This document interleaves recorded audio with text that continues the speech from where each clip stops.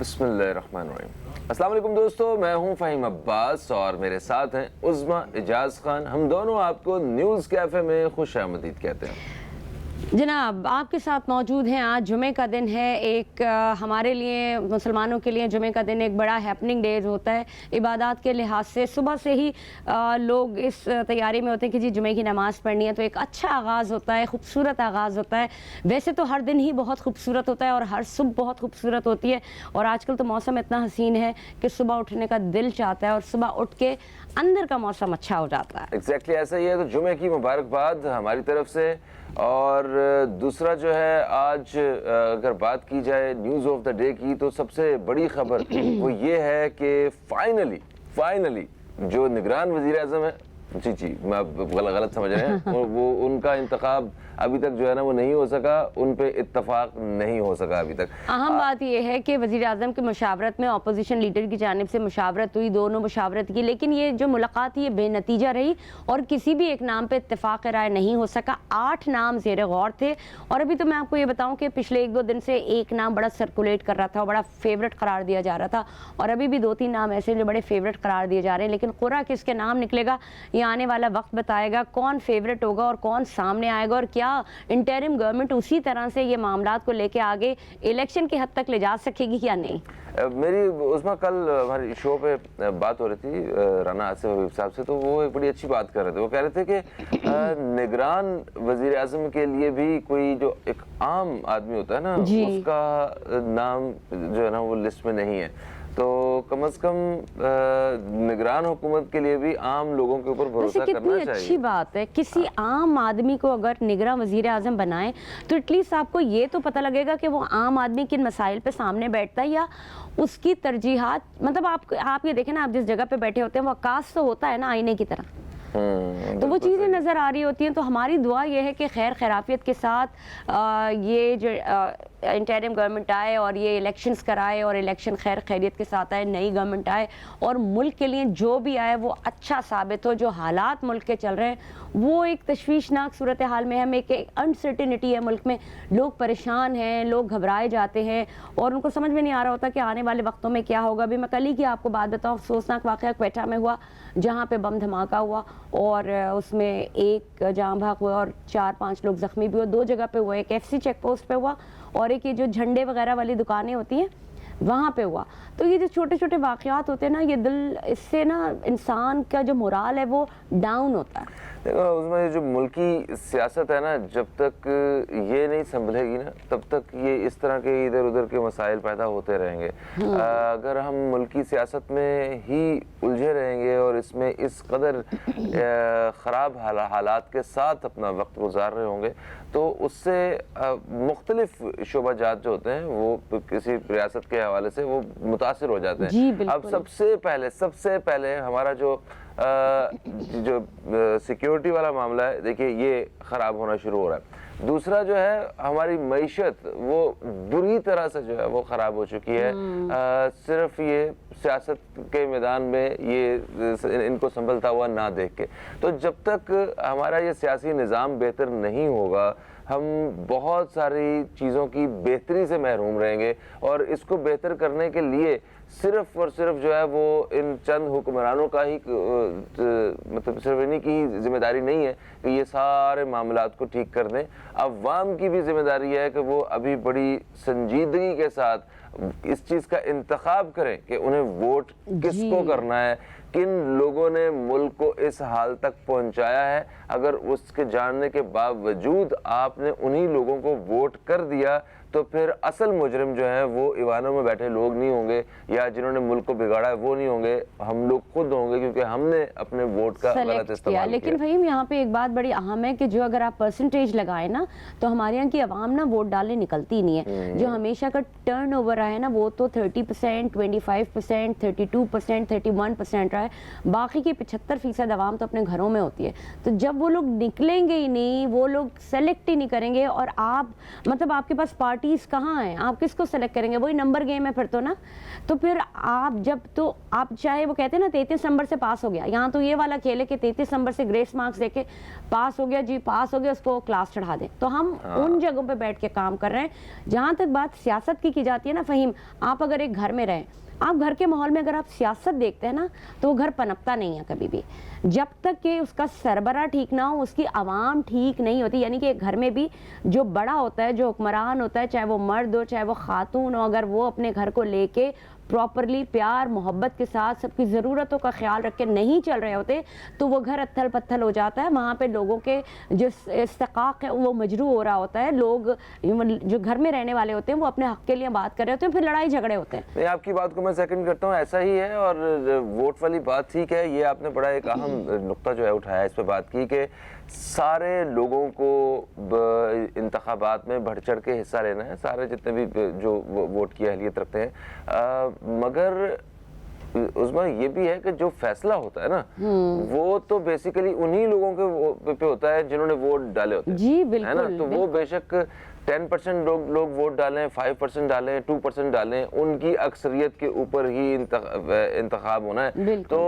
जितने भी लोग अपने वोट का इस्तेमाल कर रहे हैं, सबसे पहली बात है कि सबको ही जिम्मेदार शहरी सबको ही होने जो है का वो बिल्कुल जाना है, वोट का इस्तेमाल करना है, वोट डालना है। चाहे आप इस गवर्नमेंट से खुश हैं नहीं हैं, आपका दिल टूटा हुआ है, आपको पता है कि किसी ने आना है नहीं आना है, जो भी आपको लगता है, मगर आपने वोट जरूर डालना है उसको जिसको आपका जो है ना वो दिल चाहता है। बहुत सारे लोग इसलिए वोट नहीं डालते, कहते हैं यार इन्होंने तो हार ही जाना है, इनको वोट डालने का फायदा नहीं। बेशक आपको लगता है हार जाना है, इन्होंने भी वही करना है, बेशक आपको लगता है उन्होंने हार जाना है, आपने जाके वोट उन्हीं को ही करना है। एक आपको बहुत खूबसूरत सी लाइन है, वो कहती चलूं कि बसारत खो गई लेकिन बसीरत तो सलामत है।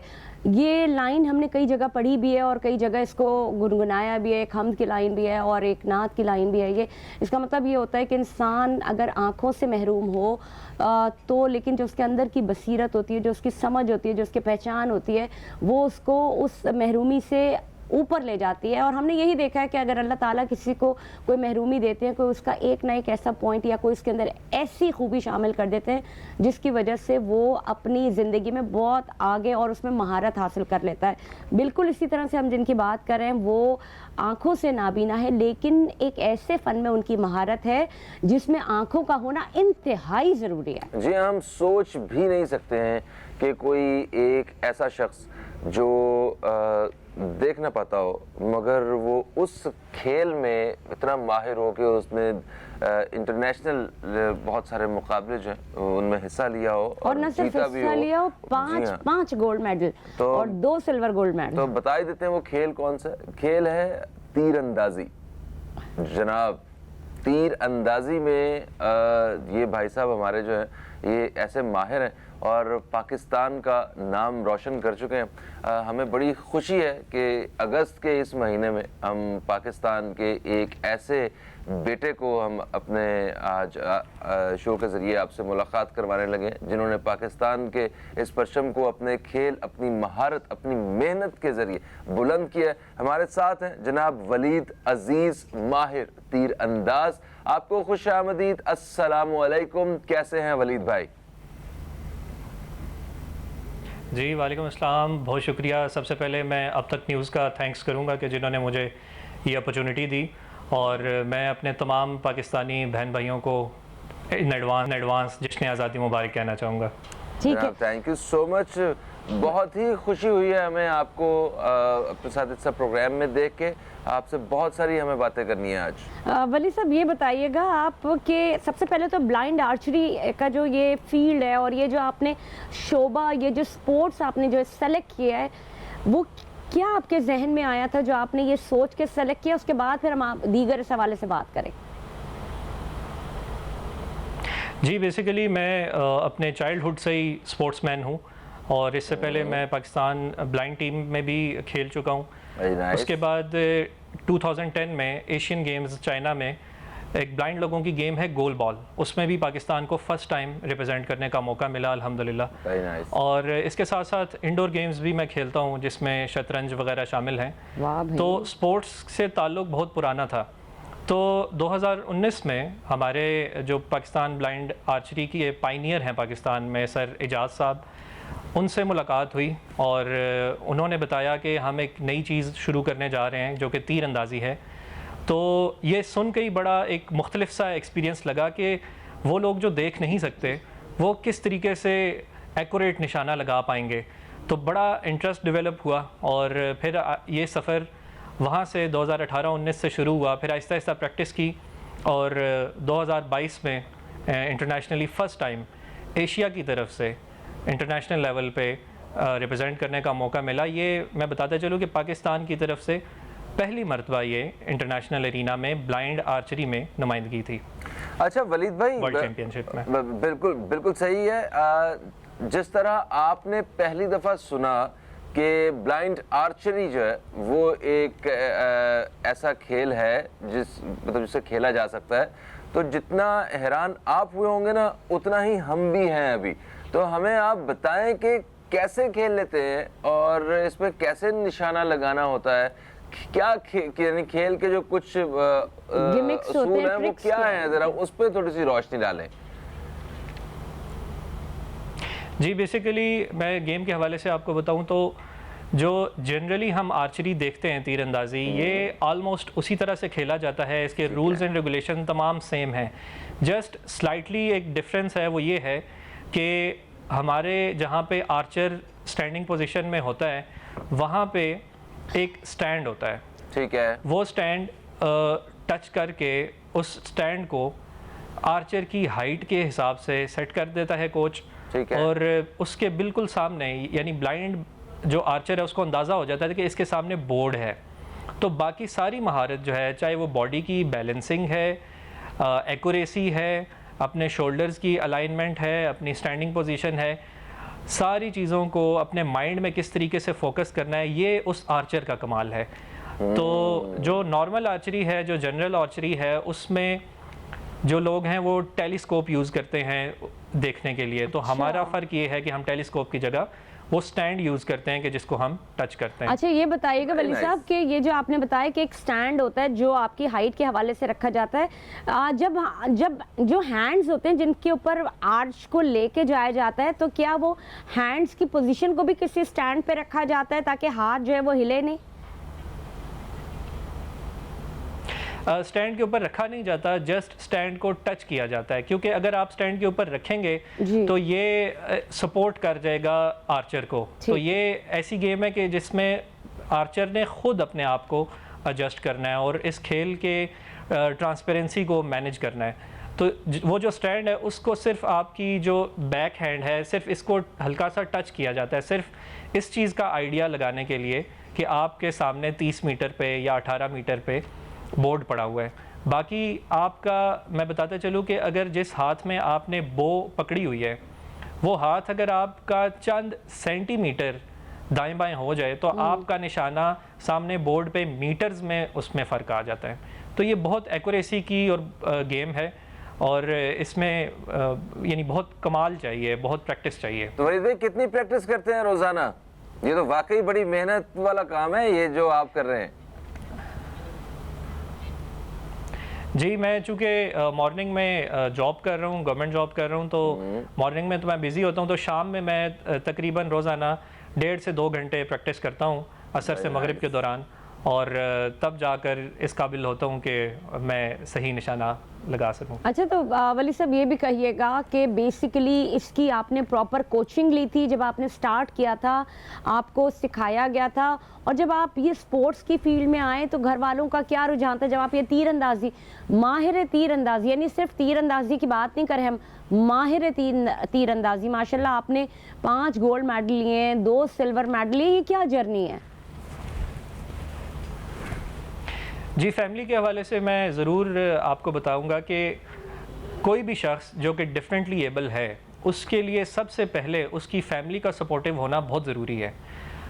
تو میری فیملی الحمدللہ شروع میں، چونکہ میں بائی برتھ بلائنڈ تھا، تو شروع کے جو 10 سال تھے اس میں میری پیرنٹس خاص طور پہ اور خصوصاً میرے فادر بہت زیادہ اس چیز کو لے کر ٹچی تھے.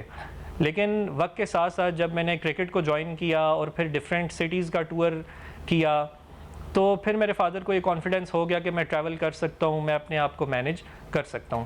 تو جب 2019 میں نے یہ بلائنڈ آرچری سٹارٹ کی تو وہ آلریڈی ان کا مائنڈ سیٹ ایسا تھا کہ چونکہ یہ آلریڈی اسپورٹس میں ان ہے اور ڈفرینٹ سوشل ایکٹیویٹیز کو پرفارم کرتا رہتا ہے, تو they are very energetic and enthusiastic, they are very supportive in fact کہ آپ ایک نیا کھیل کھیلیں. اور ہر طرح سے میری والدہ نے, خاص طور پہ میرے چھوٹے بھائی نے اسامہ نے, جو کہ اسسٹنٹ کوچ بھی ہے, اس کو بھی ساتھ ساتھ ہم نے سکھایا, اس نے کوچنگ سیکھی اور وہ مجھے لانا لے جانا وہاں پہ گراؤنڈ میں سپورٹ کرنا, اور اس کا بڑا امپورٹنٹ رول ہے میرے چھوٹے بھائی کا. ٹھیک ہے ولی صاحب, آپ کو یہیں سے کنٹینیو کریں گے. اتنی مزے کی باتیں اور اتنی اچھی بات ہو رہی ہے اور اتنا مزہ آ رہا ہے ان کی سٹوری سننے میں, کیونکہ یہ ماہر تیر اندازی کوئی عام کھیل ہے نہیں. ہم نے بھی پہلی دفعہ سنا ہے, کھیل ضرور سنا ہے, لیکن مہارت بصارت کی محرومی کے ساتھ, تو یہ بڑی بات ہے. یہ محرومی, کوئی محرومی نہیں ہوتی. اگر انسان کے اندر دم ہے, ہمت ہے, حوصلہ ہے, تو پھر کوئی چیز ایسی نہیں ہے جس کو آپ مد نظر رکھیں. ہر چیز سے آپ بالا تر ہو کے ترقی اور کامیابی کی راہ پر گامزن ہو سکتے ہیں.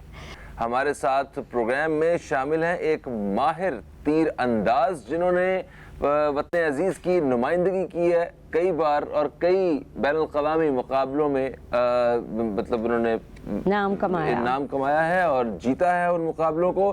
تو ہم وہ تیر اندازی کے حوالے سے بات کر رہے تھے. ڈفرینٹلی ایبل ایک انسان ہے, یہ دیکھنے کی صلاحیت تو نہیں رکھتے ہیں, مگر جو نشانہ ہے وہ صحیح جگہ پہ لگانے کی صلاحیت ضرور رکھتے ہیں. یعنی کہ دیکھنے کی صلاحیت نہیں رکھتے, لیکن نشانہ ایسے دور تک تاک کے لگاتے ہیں کہ وہ چوکتا نہیں ہے. اور یہ جتنے بھی دیکھنے والے ہیں وہ سب جو ہے نا وہ حیران اور دھنگ رہ جاتے ہیں کہ آخر یہ کیسے کر لیتے ہیں. تو جناب ولید عزیز صاحب, آپ ہمارے ساتھ موجود ہیں.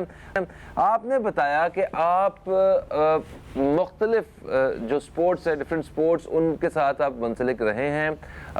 جیسے آپ شطرنج کھیلتے ہیں, ٹھیک ہے, شطرنج کے ساتھ آپ نے ایک اور گیم کے بارے میں بتایا شاید بلائنڈ بال, اور پھر آپ بلائنڈ کرکٹ ٹیم کے ساتھ بھی آپ رہے ہیں. ابھی آپ بلائنڈ آرچری جو ہے اس میں پاکستان کی نمائندگی کر رہے ہیں. تو اتنے سارے سپورٹس کے ساتھ جڑے رہنے کے بعد کیا کہیں گے آپ کہ کس کھیل میں سب سے زیادہ آپ کا انٹرسٹ ڈیولپ ہوا ہے؟ جی, گیمز میں میرا انٹرسٹ تو ہمیشہ سے ہے. دیکھیں, میں سمجھتا ہوں کہ کوئی بھی انسان ہے اس کے لیے فزیکل ایکٹیویٹی بہت امپورٹنٹ ہے. جی ہاں, بالکل. خاص طور پہ وہ لوگ جو ڈفرینٹلی ایبل ہیں, ان کی موومنٹ بہت لمیٹڈ ہے, ان کی موبلٹی بہت لمیٹڈ ہے. تو اس کے لیے ان کی لائف میں سپورٹس کو شامل کرنا بہت ضروری ہے تاکہ وہ ایکٹیو رہیں اور ان کا مائنڈ بھی فریش رہے. تو میں اپنے جیسے جو دیگر دوست ہیں ان کے لیے بھی گاہے بگاہے مختلف سپورٹس ایکٹیویٹیز ارینج کرنے کی کوشش کرتا رہتا ہوں. ٹھیک ہے. اور تاکہ وہ لوگ بھی میری طرح اپنی لائف کو ایک ہیلدی لائف سٹائل گزار سکیں. تو میرا, جہاں تک آپ نے انٹرسٹ کی بات کی, تو فی الحال تو میرا بہت انٹرسٹ ہے بلائنڈ آرچری میں. اس کے ساتھ ساتھ انڈورز میں اگر دیکھا جائے تو میں چیس کو بہت زیادہ لائک کرتا ہوں, کیونکہ وہ ایک مائنڈ گیم ہے, آپ کو فوکس کرنا سکھاتی ہے, آپ کو ڈیسیژن میکنگ سکھاتی ہے, اور آپ کے مائنڈ کو بڑا یعنی کہ مینٹلی آپ کے مائنڈ کو ایکٹیو رکھتی ہے. کو سمجھتا ہوں. کرکٹ میں انٹرسٹ کیوں کم ہو گیا آپ کا, یہ تو بتائیں مجھے ذرا ولید بھائی. جی, کرکٹ میں میرا بہت انٹرسٹ ہے. میں تقریباً 2004-05 سے 2013-14 تک مسلسل میں اسلام آباد کلب سے مسلسل کھیلتا رہا. انٹرنیشنلی بھی نمائندگی کی پاکستان کی انڈیا کے اگینسٹ. تو کرکٹ تو بینگ اے پاکستانی ہمارا پیشن ہے, ہمارا لو ہے. تو کرکٹ سے تو بہت لگاؤ ہے. اور اب تھوڑا سا مشکل اس لیے ہو جاتا ہے چونکہ کرکٹ کے ٹورنامنٹس ذرا طویل ہوتے ہیں, 1 ویک 2 ویکس کے ٹورنامنٹس ہوتے ہیں, تو ان کے لیے پھر ٹائم سپیئر کرنا تھوڑا سا مشکل ہو جاتا ہے. ٹھیک ہے ولید بھائی, یہ بھی بتائیے گا سے تھوڑا سا دور ہو گیا. ٹھیک ہے, یہ بھی کہیے گا, جیسے میں اپنے ناظرین کے آگاہی کے لیے بھائی میں آپ کو بھی بتاتے چلیں, آپ کو پتہ ہوگا کہ جو ان کی ایکٹیویٹیز ہیں, لیکن ہم نے اپنے پروگرام میں ہمیشہ بہت سارے ایسے لوگوں کو بلایا ہے جن میں اللہ کی طرف سے کوئی ایک کمی رہ گئی, لیکن انہوں نے اس کمی کو اپنی خوبی بنایا, اپنی کمزوری کو اپنی خوبی بنایا, اور اس میں پیرنٹس کا ہاتھ بہت زیادہ ہوتا ہے, پیرنٹس کی سپورٹ بہت زیادہ ہوتی ہے. تو ولی صاحب یہ کہیے گا کہ آپ کے پیرنٹس کا, جیسے کہ آپ نے اپنے والد صاحب کو بتایا کہ آپ کے ساتھ بہت ٹچی تھے, انہوں نے آپ کو ہر قدم کے اوپر آگے بڑھنا سکھایا, یہ بتائیے گا کہ کس طرح سے ہم اپنے اور لوگوں کو انہی طرف اور انہی رجحانات کی طرف بتائیں. اور سب سے بڑی بات یہ پیرنٹس کے لیے آپ کیا کہیں گے کہ جو آپ کے پیرنٹس نے کیا وہی باقی کے لوگ بھی کریں؟ جی میں اویئرنیس پہ بہت زیادہ کام کرتا ہوں, مختلف آرگنائزیشنز کے ساتھ بھی کام چلتا رہتا ہے, موٹیویشن اسپیکنگ بھی چلتی رہتی ہے, تو مختلف لوگوں سے انٹریکشن رہتا ہے. میں یہی پیغام دوں گا کہ ایسے بچے کہ جو ڈفرینٹلی ایبل ہیں جب کسی گھرانے میں پیدا ہوتے ہیں تو یہ ایک بہت بڑا چیلنج ہوتا ہے ان والدین کے لیے کہ ان کی براٹ اپ کس طرح سے کی جائے, کیونکہ لوگوں کو اویئرنیس نہیں ہے کہ کہاں پہ ایسے ادارے ہیں جہاں پہ ان بچوں کو بھیجا جا سکتا ہے, یا ان بچوں کے لیے کون سی ایسی سپورٹیو انوائرمنٹ ہے جو کریٹ کیا جا سکتا ہے کہ جس میں یہ بچے بھرپور طریقے سے کام کر سکیں. تو سکلز ان بچوں میں ویسی ہی ہوتی ہیں کہ جیسے عام بچوں میں ہے.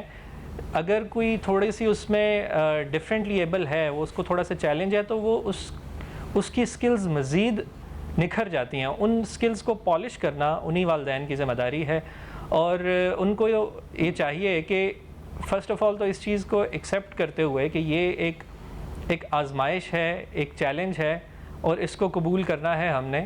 اور اس بچے کو تھوڑا سا آپ سپورٹ کریں گے, ایسے بچوں کو جو چل نہیں سکتے, جو دیکھ نہیں سکتے, جو سن نہیں سکتے, یا جو ذہنی طور پر تھوڑے سے پسماندہ ہیں, تو ایسے بچوں کو فرسٹ آف آل تو ان کی اسکولنگ پہ بہت زیادہ توجہ دیں. دیکھنے میں یہ آتا ہے کہ بچے بہت لیٹ ہو جاتے ہیں اسکول میں انٹر ہوتے ہوئے, تو ارلی ان کی ایجوکیشن پہ توجہ دیں. اور اس کے ساتھ ساتھ کو کریکولر ایکٹیویٹیز کی میں ضرور یہاں پہ بات کروں گا کہ وہ ضرور مینیج کریں, ان بچوں کو ضرور انوالو کریں. اس سے ان بچوں میں self confidence, will power, managerial skills, اپنے آپ کو مینیج کرنا اور پبلک کو ڈیل کرنا آ جائے گا. اور جب یہ چیزیں آ جائیں گی تو انشاءاللہ جب ظاہر ہے ہر انسان نے دنیا سے جانا ہے, جب والدین کا سایہ سر پہ نہیں رہے گا تو وہ بچہ کسی پر ڈپینڈ نہیں کرے گا, وہ بچہ انڈیپینڈنٹلی اپنی سوسائٹی میں اپنا ایک مقام پیدا کر پائے گا. بالکل ٹھیک ہے. ولید بھائی, کہتے ہیں کہ ہر کامیاب مرد کے پیچھے ایک عورت کا ہاتھ ہوتا ہے, تو آپ کے کامیابی کے پیچھے بھی کوئی عورت کا ہاتھ ہے والدین کے ساتھ ساتھ؟ جی میری والدہ, میں سمجھتا ہوں کہ وہ ہر موقع پہ میرے ساتھ رہیں, اور ان کی سپورٹ کے بغیر میں سمجھتا ہوں کہ آج میں اس مقام پر نہ ہوتا.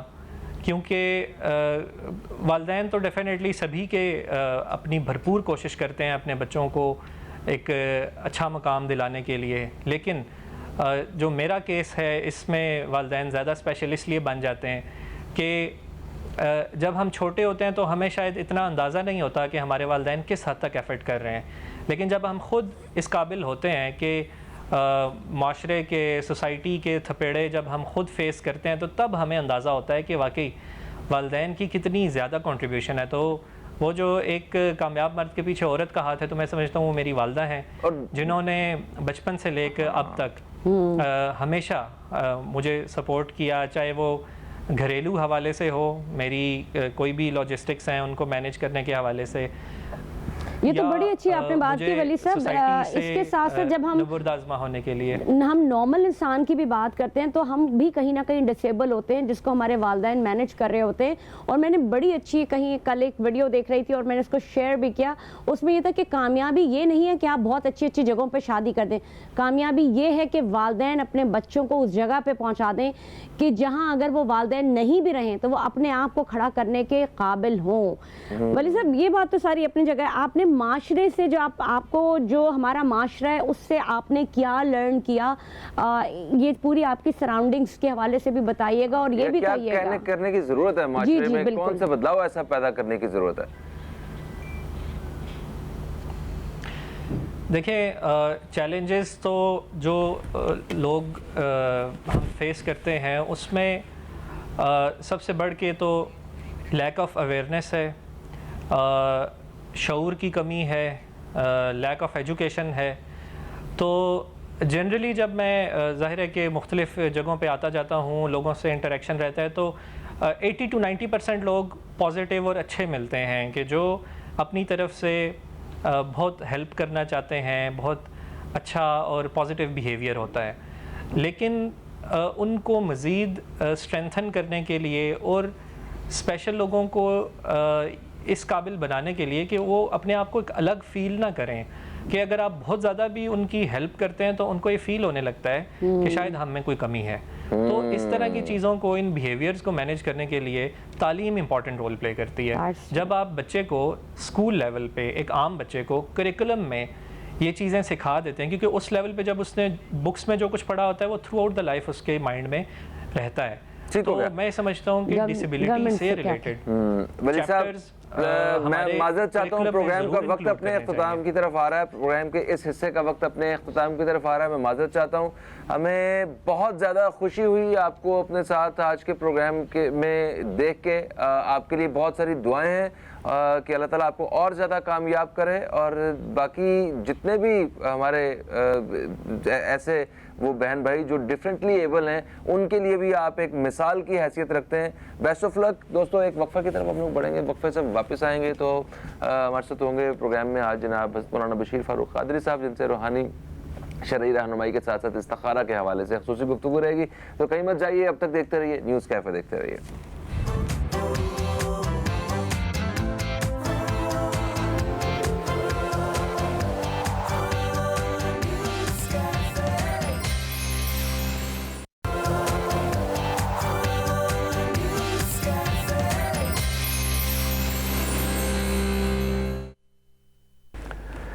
ایک وقفے کے بعد آپ کو پھر سے خوش آمدید. آج جمعۃ المبارک ہے. جمعۃ المبارک 10 سے 11 ہمارے ساتھ اسٹوڈیو میں موجود ہوتے ہیں جناب حضرت مولانا بشیر فاروق قادری صاحب، جو کہ سیلانی ویلفیئر انٹرنیشنل ٹرسٹ کے چیئرمین ہیں، ایک قابل پسند کیے جانے والے اسلامک اسکالر ہیں.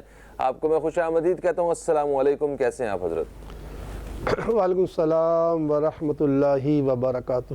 الحمدللہ رب العالمین علی کل حال. ماشاءاللہ ماشاءاللہ. وہ تمام دوست جو کافی دنوں بعد یا پہلی دفعہ آج ہمارا چینل ٹیون کر رہے ہیں، ان کو میں بتا دوں کہ ہمارے پروگرام میں آپ کال کر کے استخارہ کروا سکتے ہیں، اور روحانی اور شرعی طور پہ کوئی بھی سوال آپ کو پوچھنا ہے تو وہ پوچھ سکتے ہیں. بشیر فاروقی صاحب کی موجودگی کا فائدہ اٹھانے کے لیے یہ نمبرز جو ہیں آپ کو نیچے نظر آ رہے ہیں، یہاں پہ آپ رابطہ کیجئے. ہماری ٹیم کے ممبران آپ کی کالز کے منتظر ہیں. بہت سارے سوالات آ بھی چکے ہیں جن کو ہم پروگرام میں شامل بھی کریں گے.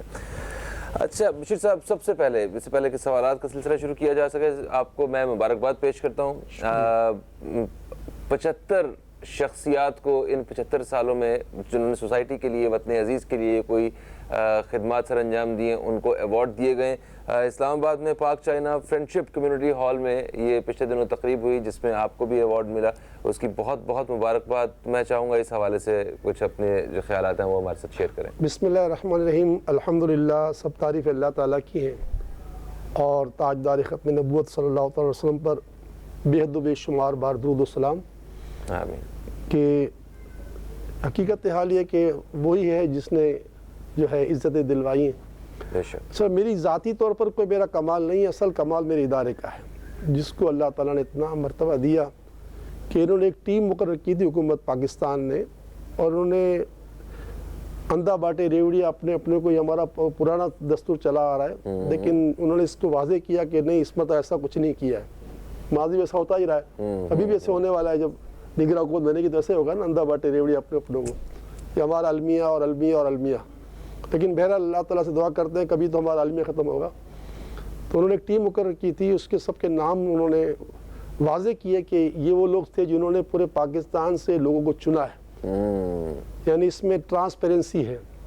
تو یہ میرے رب کا مجھ پر کروڑہا بار شکر واجب ہوتا ہے کہ میں اس کا شکر ادا کروں کہ انہوں نے میرے ادارے کو چنا اور مجھے نہ صرف ایوارڈ دیا بلکہ احسن اقبال صاحب شاید میں واحد آدمی تھا جن کو انہوں نے اسٹیج پہ کھڑا کر دیا اپنے پاس، اور مجھ سے کہنے لگے کہ یار یہ تمہارے لیے کوئی حیثیت ہی نہیں سی ایوارڈ کی. جو کام، کیونکہ میرا کام نہیں تھا میرے ادارے کا، میرے کام کے وہ اتنے متاثر تھے کہ اگر آپ دیکھیں نا یوٹیوب پر تو شاید کسی کو بھی اتنا نہیں کھڑا کیا ہوگا. اب کھڑا کر دیا اور مجھے کہتے رہے کہ یار یہ تو کچھ بھی نہیں تم کو دے رہا ہوں، تمہارا تو کام اتنا بڑا ہے، اتنا بڑا کام. تو یہ سب تمہارا کرم ہے آقا کے بعد اب تک بنی ہوئی. بے شک بے شک. تو حضرت میں قسم خدا کی خود کچھ بھی نہیں ہوں. اگر آج میرا کوئی مرتبہ ہے اللہ اور اس کے رسول کے احسان کے ساتھ میرے ادارے سیلانی کا ہے، ورنہ مجھے کون پہچانتا، میری کیا اوقات نہ پہلے تھی، نہ آج ہے، نہ آئندہ ہوگی. لیکن یہ کہ پاکستان کی محبت اللہ کی دی ہوئی توفیق سے، رسول پاک کی دی ہوئی توجہ سے ہے، اور سیلانی ادارہ بن گیا.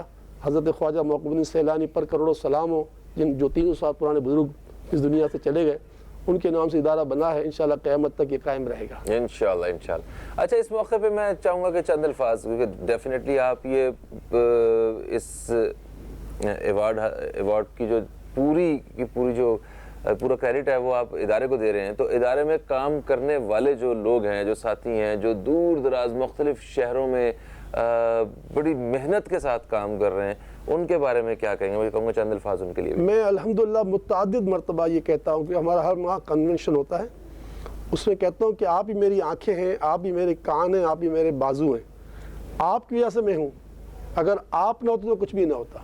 تو میں ہمیشہ کو کہتا ہوں کہ میرا معیار یہ ہے کہ جو سیلانی کے لیے مخلص وہ میرے سر کا تاج ہے، اور جو سیلانی کی جڑیں کاٹتا ہے وہ میرے جوتے کی نوک پر ہے، چاہے کتنا بڑا بھی آدمی ہو. بہت اچھا. اوکے دوستو، تو وقت ہو گیا آپ کے سوالات پروگرام میں شامل کیے جائیں. سب سے پہلے جو ہمیں سوال آیا، میں آپ کو بتاتا چلوں کہ کل بشیر صاحب جو ہیں وہ سفر پہ تھے، اور وہ پروگرام میں مطلب ہماری ملاقات نہیں ہو سکی بشیر صاحب سے، تو کچھ سوالات ہمیں کل بھی آئے تھے. تو 2-3 سوالات تھے، انہیں شامل کرتے ہیں. سب سے پہلے نواز صاحب کا سوال ہے راول پنڈی سے. انہوں نے کہا کہ ان کی جو اہلیہ ہیں وہ بہت بیمار رہتی ہیں، انہیں ہر وقت کسی نہ کسی مرض کا سامنا رہتا ہے، اور انہیں تھائرائیڈ بھی ہے. تو ان کے لیے رہنمائی کریں کہ کیا کرنا چاہیے؟ رسول پاک صلی اللہ تعالیٰ علیہ وسلم کا ارشاد ہے کہ ایک رات کا بخار سال بھر کے گناہوں کا کفارہ بن جاتا ہے. اللہ تعالیٰ شفا دے. لیکن یہ کہ یہ تکلیفیں جو ہے نا، یہ ہمارے گناہ بھی معاف کرواتی ہے اور ہمارے درجات بلند کرتی ہے. یہاں تک حدیثوں میں آتا ہے کہ جس کی نیکیاں کم ہوتی ہیں اور اللہ تعالیٰ اس کو جنت میں داخل کرنا چاہتا ہے، تو اسے اس طرح کے مصائب اور آلام سے دوچار کر دیتا ہے تاکہ اس کی نیکیاں بڑھ جائیں اور گناہ معاف ہو جائیں. تو بہرحال یہ کہ یہ بیماریاں وغیرہ جو ہے نا، یہ اگرچہ بہت تقلیدیں ہوتی ہیں، لیکن اس کے پیچھے بہت بڑا آخرت کا سامان بھی ہوتا ہے. میں دعا گو نواز صاحب کہ اللہ تعالیٰ آپ کی اہلیہ کو شفا دے، اور ہم شفا کے لیے دعا مانگیں. ہم پر لازمی ہے کہ ہم یہ دعا کرا کریں کہ اللہم ربنا آتینا فی الدنیا حسنہ وفی الآخرۃ حسنہ وقنا عذاب النار. ہماری دنیا بھی اچھی کر دے اور ہمارے آخرت. دیکھیں اگر ہماری دنیا اچھی نہیں ہوگی، ہم عافیت میں نہیں ہوگی، تو نہ ہماری نماز ہوگی نہ کچھ ہوگا. بہرحال کوئی گھبرانے کی بات نہیں، کوئی عملیات نہیں ہے. ایک تو مجھے آپ صحت کے لیے خط لکھ دیں سیلانی ویلفیئر بہادر آباد کراچی کے پتے پر، میں آپ کو پورا علاج بھیج دوں گا. اس وقت جو میں آپ کو جواب دے رہا ہوں وہ یہ، ہر نماز کے بعد یا عظیمو یا حیو، یا عظیمو یا حیو، یا عظیمو یا حیو 111 مرتبہ اول آخر 3 بار دوشی پڑھ کر چند گھونٹ پانی پہ دم کر کے 5 اوقات میں یہ پانی پئیں یا آپ پلائیں، انشاءاللہ شفا نصیب ہوگی. بالکل صحیح. اور جتنے بھی ناظرین اس وقت ہمارا پروگرام دیکھ رہے ہیں، وہ لاکھوں کی تعداد میں ہیں، جس بھی تعداد میں، وہ بھی ایک دفعہ یا عظیم یا حیو پڑھ کے اور ان کی اہلیہ کے لیے ایک دفعہ بخش دیں تاکہ ان کی طبیعت ٹھیک ہو جائے. یہ بھی اچھا آئیڈیا ہے نا بشیر صاحب، تاکہ زیادہ سے زیادہ لوگ جو ہے نا وہ ذکر الہی تو بڑی دولت ہے نا، سب ذکر کریں گے. بے شک. اچھا، مبشر صاحب نے لاہور سے ہمیں رابطہ کیا. انہوں نے کہا کہ یہ فیملی کے ساتھ UK اپلائی کر رہے ہیں، اور ان کی بینک سٹیٹمنٹ کے حوالے سے کچھ مسائل ہو رہے ہیں ان کے، تو کوئی رہنمائی فرمائیں.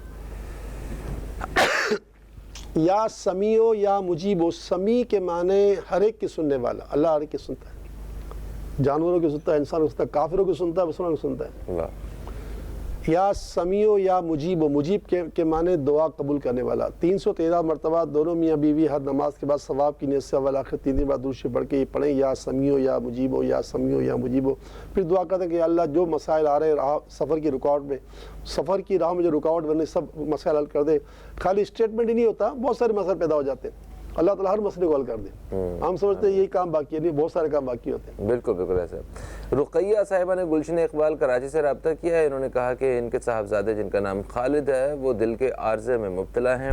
اس وقت وہ کارڈیو میں داخل ہیں اور ان کی اینجیوگرافی ہو رہی ہے یا ہونے والی ہے. تو اس حوالے سے اللہ سے دعا ہے کہ اللہ تعالیٰ انہیں آپریشن سے بچا لے. اینجیوگرافی ایک طرح سے ٹیسٹ ہے. یہ خدا نہ خاصہ آپریشن تو نہیں ہوتا، لیکن ایک ٹیسٹ ہے.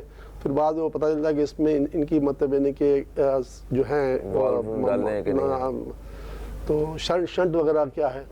تو بہرحال بہن، میری دعا ہے کہ اللہ تعالیٰ آپ کے شہزادے کو درازی عمر بالخیر عطا فرمائے.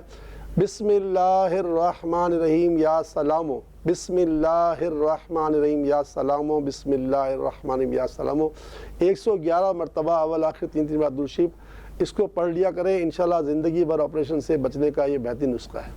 بالکل صحیح۔ ایک خاتون نے میرا رابطہ کیا، انہوں نے کہا ان کی بیٹی جن کا نام ارم ہے، ان کے لیے رشتہ آیا ہوا ہے ذیشان کا، تو استخارہ کر کے بتائیں کہ کیا رشتے کی اجازت آ رہی ہے؟ جی میرے پاس تو استخارے میں اشارہ ہاں کا آ رہا ہے، باقی آپ پوری تحقیقات کر لیں، یہ آپ پر لازمی ہے۔ ٹھیک ہے۔ خضر صاحب کراچی سے، یہ ایک پرائیویٹ جاب کرتے ہیں اور انہوں نے کہا ہے کہ یہ چاہتے ہیں کہ ان کی جو جاب ہے وہ ٹرانسفر ہو جائے سائٹ ایریا کی طرف، تو ان کے لیے کیسا رہے گا اور کیا کرنا چاہیے؟ استخارے کا جواب تو یہ ہے کہ ان کے لیے ٹرانسفر ہونا بہتر ہے۔ ٹھیک ہے۔ اور جو اس مہینے کا نصاب جو ہے ماہ محرم الحرام کا، یا مالک الملک، یہ 100 مرتبہ آپ کو اسکرین پہ نظر آ رہا ہوگا، کیونکہ میرے سامنے اسکرین نہیں ہے، مجھے نظر نہیں آ رہا، تو یا مالک الملک یا مالک الملک یا مالک الملک ہر نماز کے بعد جو ہے وہ 100 مرتبہ پڑھنا ہے۔ آپ بھی پڑھیں، آپ کی اہلیہ پڑھیں، آپ کی امی پڑھیں، ثواب کی نیت سے اول آخر 3 بار درود شریف پڑھیں، اور ساتھ ساتھ پورے دن میں 5 تسبیح پڑھیں صلی اللہ علیہ وآلہ وسلم کی، کیونکہ حدیث پاک میں کہ جو دن میں 500 مرتبہ درود پاک پڑھتا ہے کسی کا محتاج نہیں ہوتا، اللہ محتاج بنتا ہے۔ اور تیسری بات ہے کہ پورے مہینے میں کم سے کم 3 روزے رکھ لیا کریں۔ حدیث پاک میں کہ جس نے 3 روزے ہر ماہ رکھے، قیامت کے روز جب وہ آئے گا تو اس کا یہ معاملہ ہوگا کہ یہ کہا جائے گا کہ یہ وہ بندہ ہے جس نے پوری زندگی روزے ہی روزے رکھے۔ سبحان اللہ، سبحان اللہ۔ تو یہ بڑا احسان ہوگا، تو آپ یہ عمل کریں، اللہ کرم کرے گا۔ لیا تھا رقیہ صاحبہ کا گلشن اقبال کراچی سے، جنہوں نے کہا کہ ان کا بیٹا خالد جو دل کے عارضے میں مبتلا ہے، ان کی دوبارہ کال آ گئی اور انہوں نے یہ کہا کہ آپ صرف استخارہ کر کے یہ بتا دیں کہ کسی نے ان کے اوپر کچھ کروایا تو نہیں ہوا، کیونکہ 10 سال سے وہ دل کے مرض میں مبتلا ہے۔ اللہ شفا عطا فرمائے، وہ میرے پاس آ جائیں، عمل تو کچھ بھی نہیں ان کے ساتھ، اور ہمارے جو ہے ماشاءاللہ جمعرات، جمعہ، ہفتہ، اتوار 4 دن اجتماع ہوتے ہیں دعا کے، تو میں ان سے کہوں گا کہ ہمارے اجتماعات میں آیا کریں دعا میں، کیونکہ دعا جو ہے نا وہ نہ صرف عبادت کا مغز ہے بلکہ تقدیر بدل دیتی ہے۔ بے شک، بے شک۔ امیر حمزہ مسجد جو ہے یہ ناز آباد کی پہلی چورنگی میں واقع ہے، وہاں ہم ہر اتوار کو عصر تا مغرب نفلی اعتکاف کرتے ہیں، کثیر تعداد میں عورتیں مرد ہوتے ہیں، کبھی آپ وہاں تشریف لائیں، بیٹے کو لائیں، مجھ سے ملاقات بھی کروائیں، انشاءاللہ تعالی شفا ہوگی، کوئی وجہ نہیں ہے انشاءاللہ۔ کراچی سے طاہرہ صاحبہ نے میرا رابطہ کیا ہے، انہوں نے کہا کہ آزاد کشمیر میں ان کے ماموں ہوتے ہیں جو بہت بیمار ہیں، اور ان کے لیے دعا کیجئے اور ہمیں بھی کچھ پڑھنے کو دیجئے اور استخارہ بھی کر کے بتائیے۔ یہ وجہ تو کچھ بھی نہیں ہے، بس اللہ سے کروڑ بار دعا ہے کہ اللہ انہیں شفا عطا فرمائے۔ آپ ہر نماز کے بعد یا سلامو یا اللہ، یا سلامو یا اللہ، یا سلامو یا اللہ پڑھ کر اللہ سے دعا مانگے، اللہ ان کو سلامتی عطا فرمائے۔ آپ کسی کے لیے پڑھیں گے تو آپ کو پہلے سلامتی نصیب ہوگی۔ بالکل صحیح۔ لاہور سے شاہد صاحب نے رابطہ کیا ہے، انہوں نے کہا کہ ان کی عمر 70 سال ہے اور یہ جب بھی نماز پڑھنے کے لیے ارادہ کرتے ہیں تو کوئی نہ کوئی ایسا کام سامنے آ جاتا ہے، کوئی ایسا کام ہو جاتا ہے کہ ان کو نماز اپنی ترک کرنی پڑ جاتی ہے، جس کی وجہ سے یہ انتہائی پریشان ہے۔ لا یکلف اللہ نفسا الا وسعہا، اللہ تعالیٰ نے کسی پر کوئی ایسا کام ڈالا ہی نہیں جو اس کی طاقت سے بڑھ کر ہو۔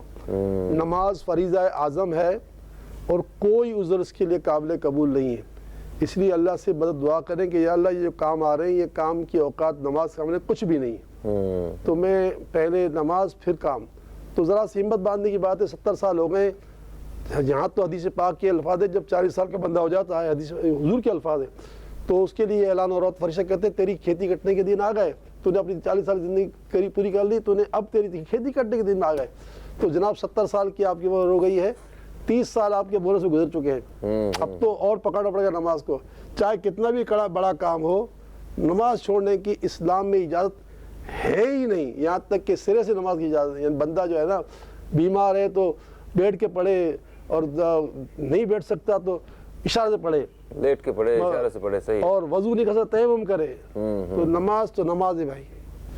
بالکل صحیح۔ تو یعنی کہ آپ کہنے کا مطلب ہے کہ کوئی بھی کام ہے وہ اتنا بڑا نہیں ہے کہ اس کے لیے نماز ترک کرنی پڑے۔ صحیح، ٹھیک ہے۔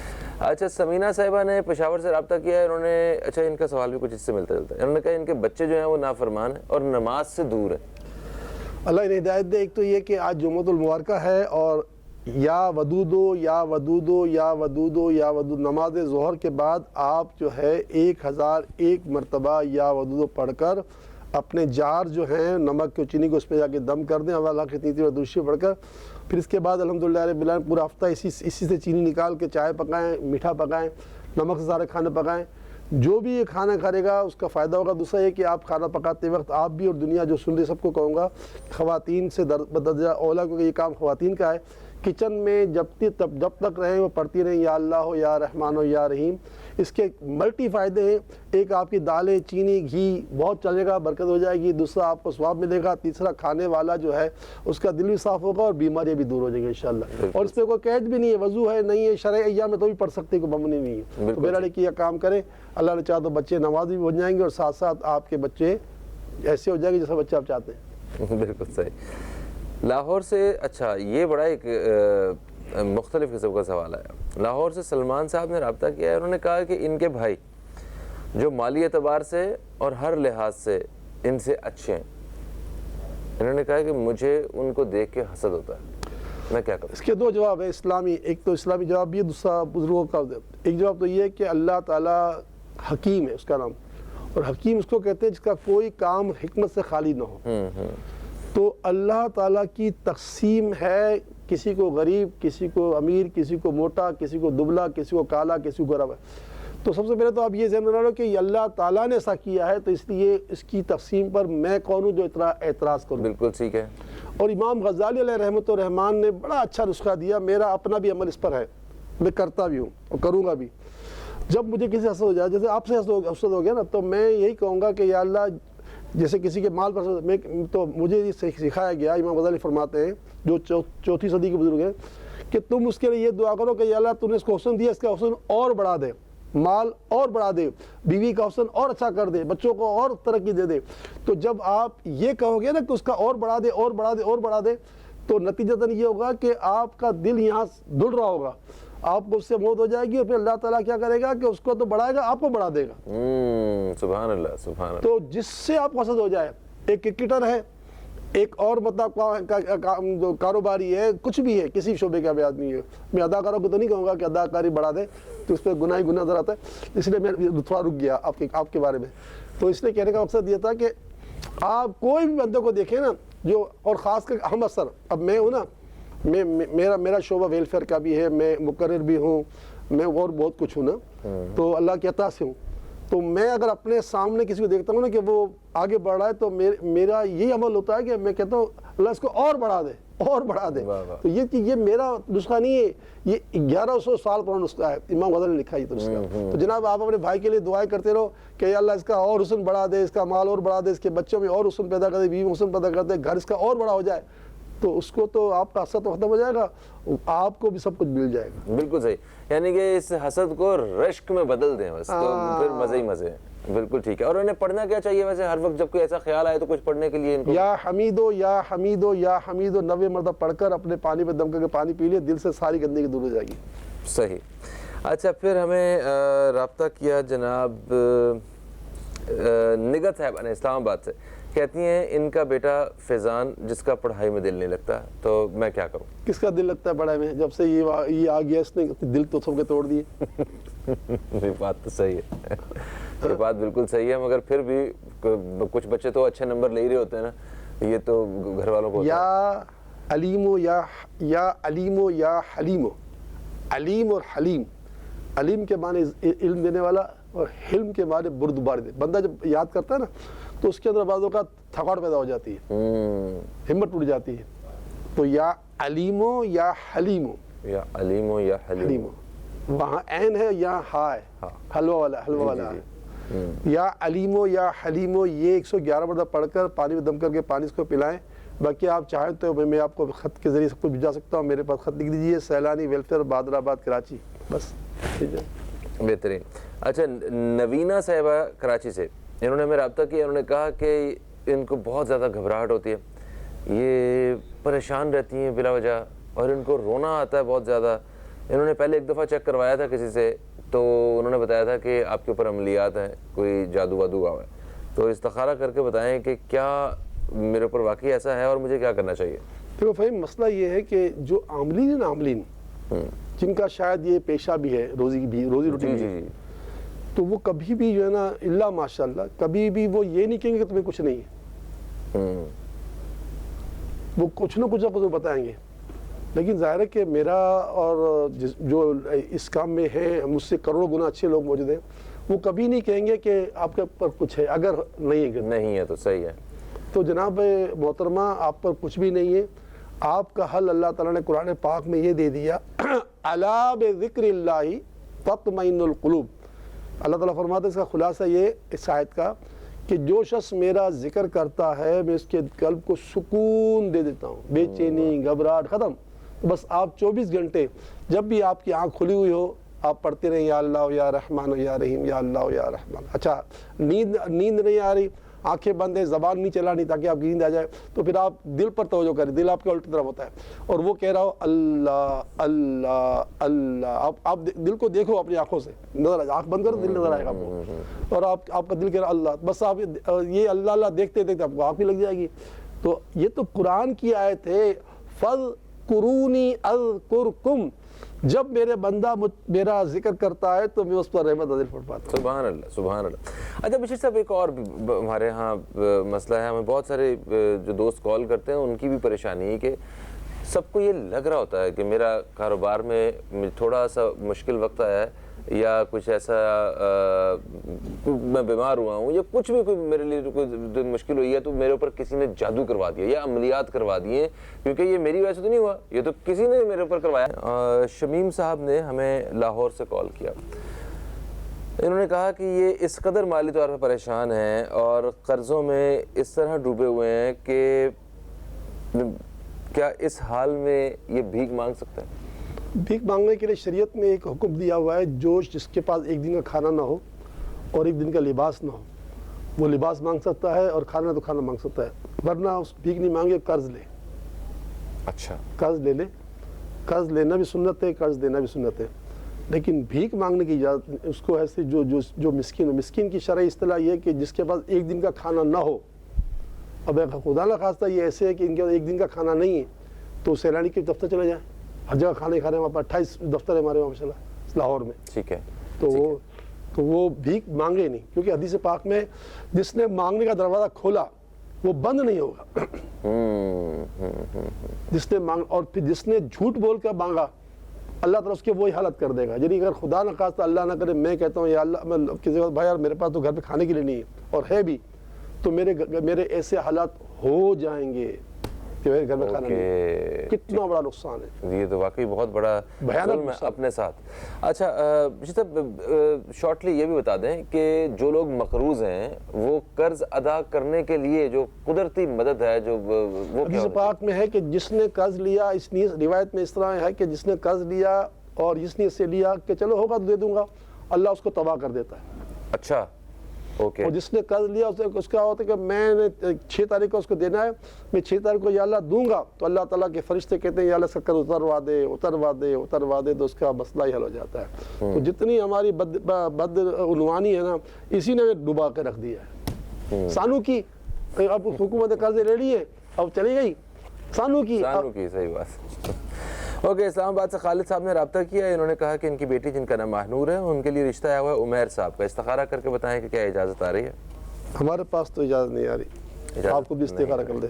ٹھیک. نسیم صاحبہ نے چکوال سے میں رابطہ کیا، انہوں نے کہا ہے ان کے صاحبزادے جن کا نام ذیشان ہے ان کے لیے رشتہ دیکھا ہے انہوں نے ارم کا. ٹھیک ہے، تو کیا اجازت آ رہی ہے؟ یہ تو استخارہ ہوا ہی نہیں اس کا. تو اچھا ان کا استخارہ نہیں ہوا. اوکے میں معذرت چاہتا ہوں. آپ ان کو نمبر دے دیں سیلانی کا. ٹھیک ہے. تو وہ 3:30-4 بجے مجھے فون کر لے. ٹھیک ہے. تو آج جمعہ ہے تو میں 3:30-4 بجے پہنچوں گا. تو اب میں نے تو ایک استخارہ کیا تھا ان کا جو پہلا تھا. اچھا چلے وہ ٹھیک ہے. میرا خیال یہ سوال مس ہو گیا، باقی سوالات ہم نے ڈسکس کیے تھے. اگر نہیں بھی ہوا تو ہم اگلے ہفتے بھی کر سکتے ہیں، ورنہ آپ سیلانی پہ واقعی فون کر. اچھا سیلانی استخارہ کرنے کا طریقہ بتا دیں. نہیں یہ بھی ہو سکتا ہے کہ بڑا لمبا طریقہ ہے بھائی، اس کو ابھی نہیں ہو سکتا. ٹھیک ہے. محمد حسن صاحب کراچی سے ہیں جو پولیو کے جنہیں پولیو ہے اور یہ کہتے ہیں کہ میں بے روزگار بھی ہوں، میں نوکری کی تلاش مجھے. دیکھیے اس میں کوئی شک نہیں کہ ہمارے پاکستان میں ایسے لوگوں کو جو ڈسیبل ہیں ان کا 5% کوٹا ہے، مگر وہی اندھا باٹے ریوڑی اپنوں کو بیچاروں کو تو جاب نہیں ملتی. ہم نے اپنے پاس سیلانی میں ایسے لوگوں رکھا ہوا ہے وہ ہمارے پاس آ جائیں جاب بینک میں صبح 9 سے شام تک عصر تک. اگر ہمارے پاس جگہ ہوگی تو اللہ کی رحمت سے ہم اس کو کوئی یوز کر لیں گے, ورنہ کہیں نہ کہیں لگوا دیں گے. کوئی اللہ کے بندے تو ہے نا, حکومت نہیں کرتی تو ہم تو کر سکتے ہیں نا. ایک سوال باقی رہ گیا ہمارے پاس, 2 سوال باقی رہ گئے ہیں مگر ہمارے پاس وقت نہیں ہے. میں چاہ رہا ہوں کہ ان کو اگلے ایک سوال کر لینا والا جو بچی والا, مطلب ہاں ٹھیک ہے. ساجدہ صاحبہ نے پنڈی سے رابطہ کیا تو انہوں نے کہا ان کی بیٹی نافرمان ہے, پردہ نہیں کرتی, نماز روزہ سے دور ہے, دین سے بہت دور ہے, بہت پریشان ہے ان کے لیے. دیکھیں اب میرے نبی کے فرمودات سے بات ملتی ہے کہ یوم الجمعہ عصر سے لے کے مغرب دعا لازمی قبول ہوتی ہے. تو بہن آپ کے پاس ایک ہی ہتھیار ہے, دعا. ورنہ تو یہ جو موبائل ہے نا, اس نے تو ہمارے بچے بچیوں کو ہماری سے دور کر دیا اور ہماری چلتی بھی نہیں ہے, سمجھے. اس کا آسان طریقہ ہے کہ آپ عصر کی نماز پڑھ کر جمعے کے دن خاص کر کے یا اللہ ہو یا رحمان ہو یا رحیم کا ورد کرتی رہیں. جب آپ کو دیکھیں کہ اب 10-15 منٹ باقی ہیں تو اللہ سے گناہوں سے توبہ مانگیں اور پھر اللہ سے دعا کریں تو اللہ تعالیٰ آپ کی بچی کو اچھا کر دے گا. اور یہ بات آپ کے لیے نہیں ہے, یہ پوری امت کے لیے, کہ جس کے پاس ٹائم ہو, عورتوں تو کے پاس ٹائم ہوتا ہی ہے, مردوں کے مسئلے ہوتے ہیں, تو عورتیں تو ہمیشہ عصر سے لے کے مغرب تک یہ عمل کریں. اور مرد حضرات جو ہیں جن کے بس میں ہوتا ہے وہ عصر سے مغرب جو ہے وہ مسجد میں وقت گزاریں. تو اللہ تعالیٰ سے دعا ہے کہ اللہ تعالیٰ آپ کی بچی کوئی نہیں بلکہ ہم ساری امت کی پوری ہوا کی بیٹیوں کو, دختران اسلام کو پردہ کرنے کی توفیق عطا فرمائے. سیدہ کائنات کی کنیزہ ہیں, انہیں سیدہ کائنات کو تو حشر کے دن بھی کہا جائے گا کہ اے اہل حشر اپنی نگاہ جھکا دو کہ نبی کی بیٹی جا رہی ہے. اور دنیا کا یہ عالم تھا کہ سورج نے کبھی آپ کا سر نہیں دیکھا تھا. کمال تو یہ تھا. تو ہم آپ تمام میری بیٹیاں, میرے بہنوں, ہم سب کا کنیزہ فاطمہ ہیں. ہمیں چاہیے کہ ہمیں اس کا لحاظ ہونا چاہیے. تھینک یو سو مچ بشیر صاحب, آپ تشریف لائے اور ہم نے کوشش کی کہ زیادہ سے زیادہ سوالات کو شامل کر سکیں. انشاءاللہ اگلے جمعرات اور جمعے کو بشیر صاحب کے ساتھ دوبارہ ملاقات ہوگی. پیر والے دن ہماری اور آپ کی دوبارہ ایک دفعہ پھر سے ملاقات ہوگی. تو دوستو فہیم عباس کو نیوز کیفے کی ٹیم کو دیں اجازت. تب تک کے لیے خدا حافظ. پاکستان زندہ باد.